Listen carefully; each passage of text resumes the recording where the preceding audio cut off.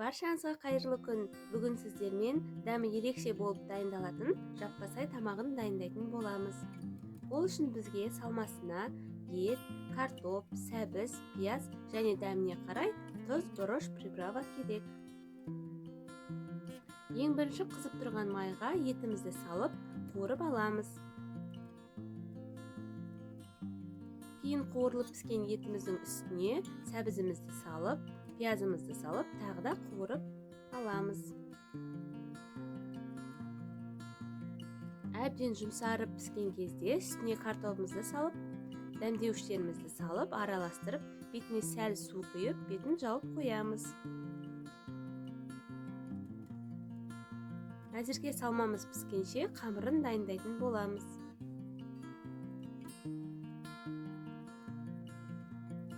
Қамырына бізге ұн, су және де тұз керек. Ұн мен тұзды араластырып, сумен біріктіріп, қамыр илейміз.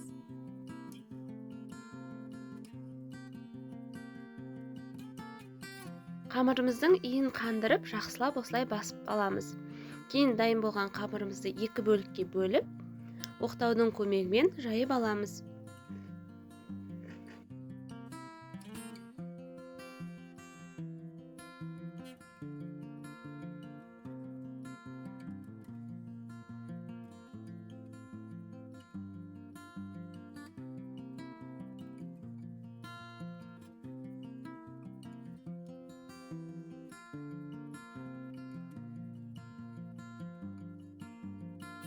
Орташа жұқалықта жайып алған қамырымыздың үстіне сұйық майды құйып, осылай майлап аламыз.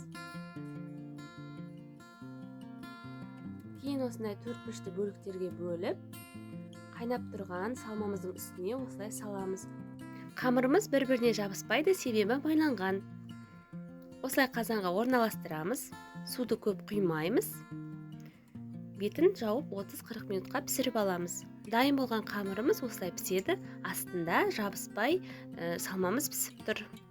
Кейін тарелкеге орналастырып, қамырын бөлек ыдысқа салып, ұсынсаңыз өте дәмді, дәмі ерекше, барлығына ұнайды деген сенімдемін. Біздің отбасымыздың сүйіп жейтін асы.